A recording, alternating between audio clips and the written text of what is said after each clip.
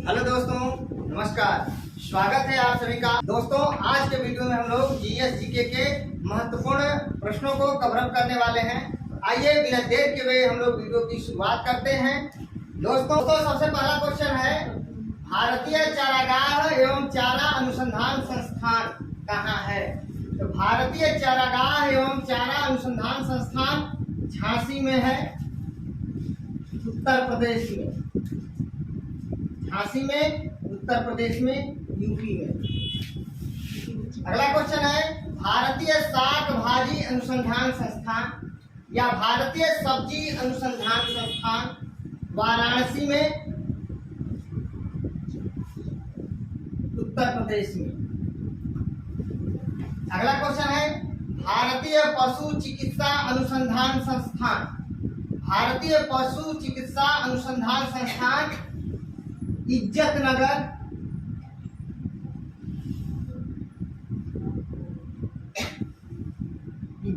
बरेली में। भारतीय पशु चिकित्सा अनुसंधान संस्थान इज्जत नगर, बरेली में, उत्तर प्रदेश में। अगला क्वेश्चन है, उत्तर प्रदेश गन्ना अनुसंधान काउंसिल, उत्तर प्रदेश गन्ना अनुसंधान काउंसिल शाहजहांपुर, और ये कहाँ है? उत्तर प्रदेश में। तो उत्तर प्रदेश गन्ना अनुसंधान काउंसिल या परिषद शाहजहांपुर उत्तर प्रदेश में है। साथ ही साथ याद करिए, भारतीय गन्ना अनुसंधान संस्थान लखनऊ में है। जब आपसे उत्तर प्रदेश गन्ना अनुसंधान काउंसिल पूछेगा तो शाहजहांपुर, और भारतीय गन्ना अनुसंधान संस्थान पूछेगा तो आप लखनऊ आंसर देंगे। अगला क्वेश्चन है, तो केंद्रीय आलू अनुसंधान संस्थान शिमला,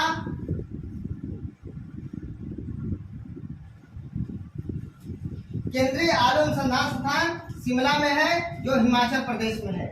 और याद रखिएगा, उत्तर प्रदेश में आलू अनुसंधान संस्थान मेरठ में है। और आगे बढ़ते हैं, उत्तर प्रदेश का सबसे पुराना विश्वविद्यालय इलाहाबाद विश्वविद्यालय,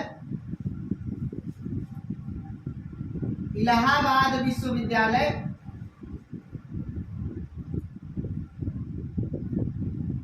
और इसकी स्थापना कब हुआ?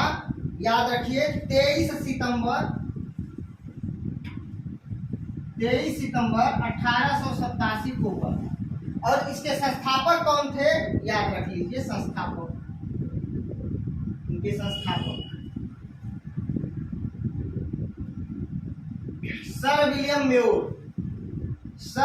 म्योर, इनके संस्थापक थे, सर विलियम म्योर। तो उत्तर प्रदेश का सबसे पुराना विश्वविद्यालय इलाहाबाद विश्वविद्यालय, जिसकी स्थापना 23 सितंबर 1887 को किया गया। और इसके संस्थापक थे सर विलियम म्योर। दोस्तों, आगे बढ़ते हैं। कल्याण पत्रिका का संपादन कहाँ से होता है? तो गोरखपुर से। गीता प्रेस से किया जाता है, याद रखिएगा, गोरखपुर गीता प्रेस।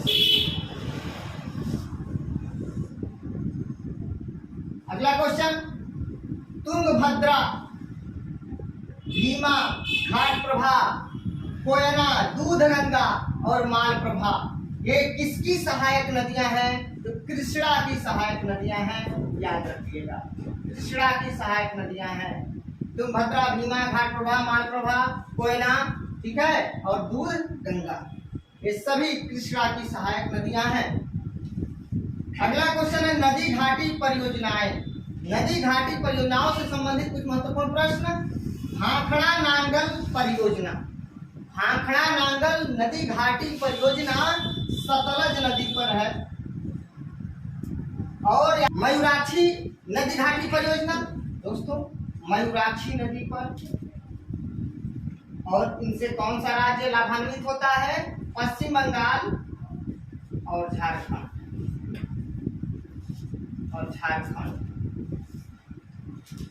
तो मयूराक्षी नदी घाटी परियोजना मयूराक्षी नदी पर है और पश्चिम बंगाल और झारखंड इससे लाभान्वित होते हैं। क्वेश्चन पूछा जाता है मयूराक्षी नदी घाटी परियोजना किस नदी पर है? मयूराक्षी नदी पर है। और मयूराक्षी नदी घाटी परियोजना से कौन कौन राज्य लाभान्वित होते हैं? पश्चिम बंगाल और झारखंड। इडुक्की पेरियार नदी पर है, कहाँ पे?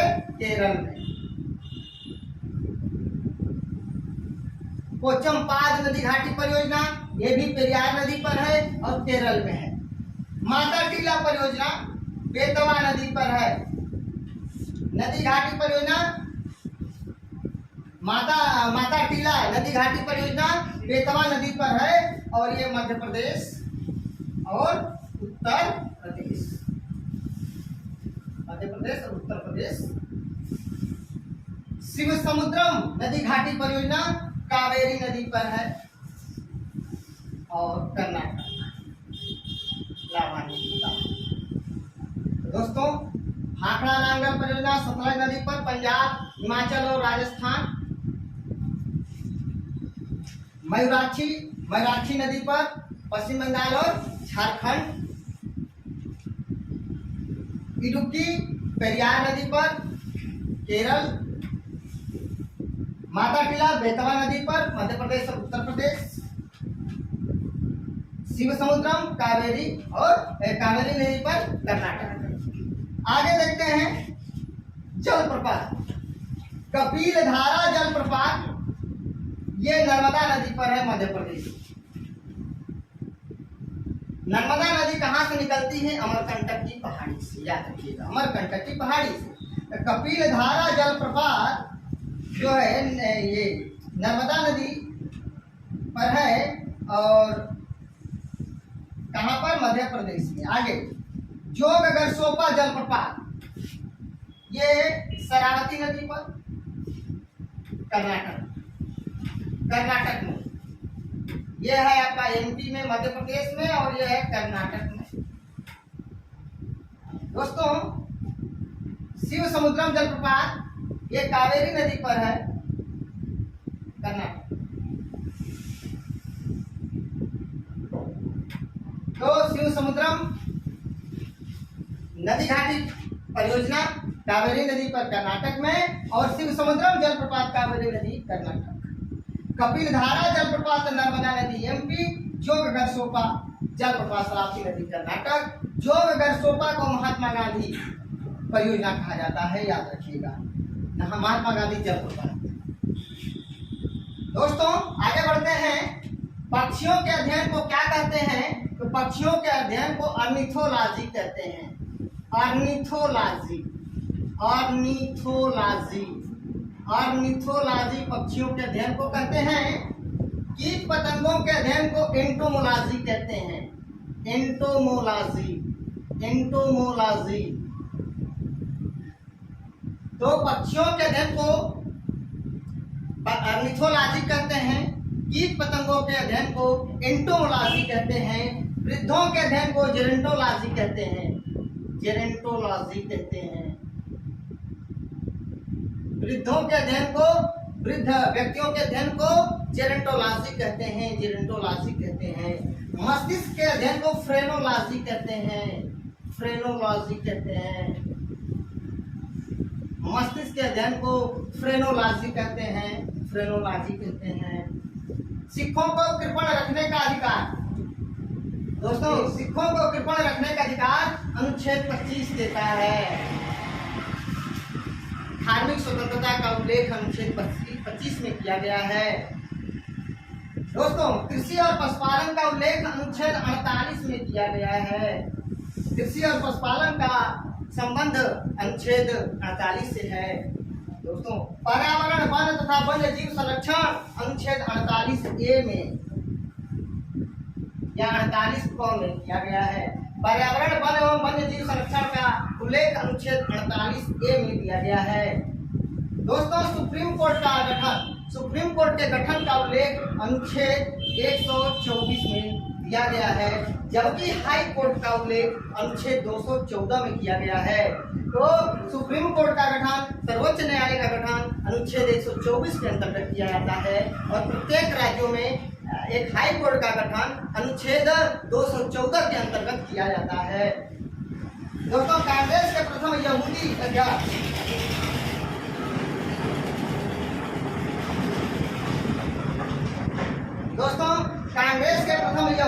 अध्यक्ष कौन थे?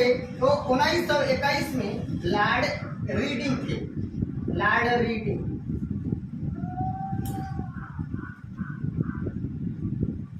1921 में, ये 1921 से 1926 तक ये कांग्रेस के अध्यक्ष रहे। तो कांग्रेस के प्रथम यहूदी अध्यक्ष लॉर्ड रीडिंग थे। दोस्तों, गुलाबी क्रांति तो यहाँ पे दोस्तों गुलाबी क्रांति का संबंध प्याज और झींगा मछली से संबंधित है। प्याज और झींगा मछली। दोस्तों, गुलाबी क्रांति का संबंध प्याज और झींगा मछली से है, जबकि लाल क्रांति का संबंध मांस तथा टमाटर उत्पादन से है।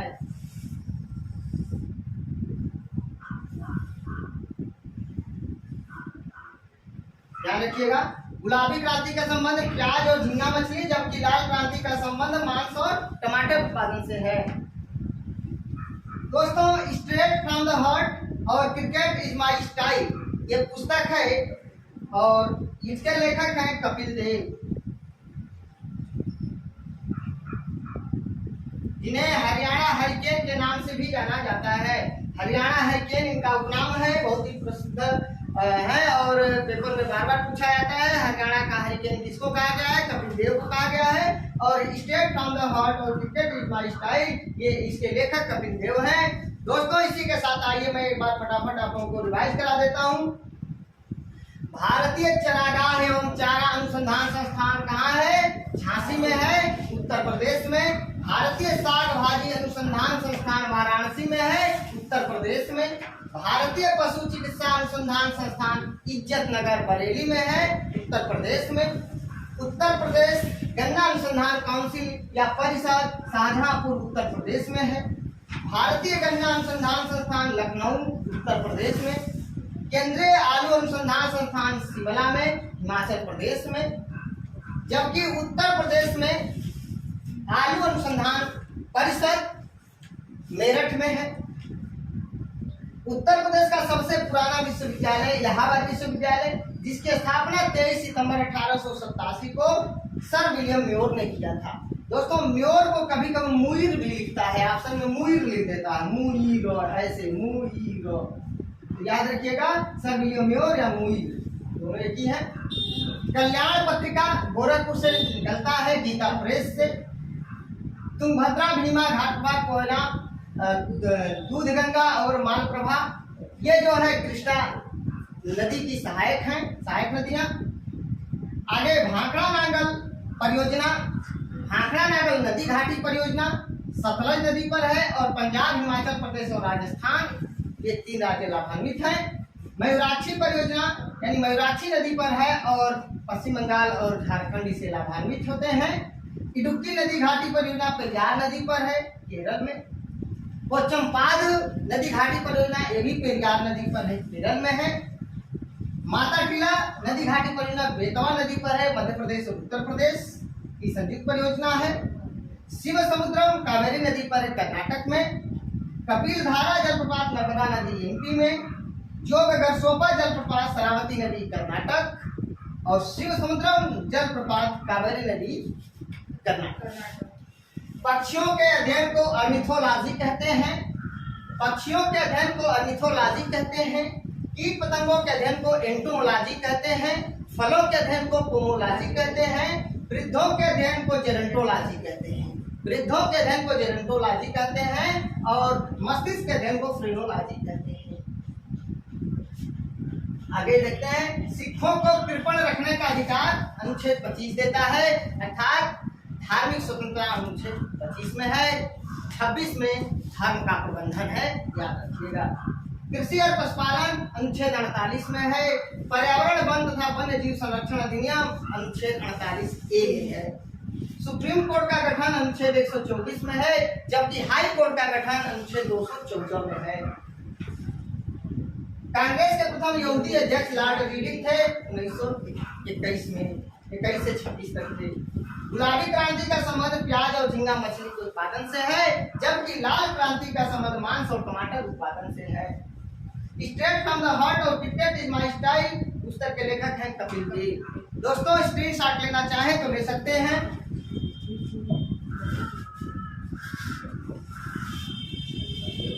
अगर दोस्तों आप लोगों को मेरा वीडियो अच्छा लगे प्लीज दोस्तों लाइक कमेंट शेयर करके मुझे सूचित जरूर करना।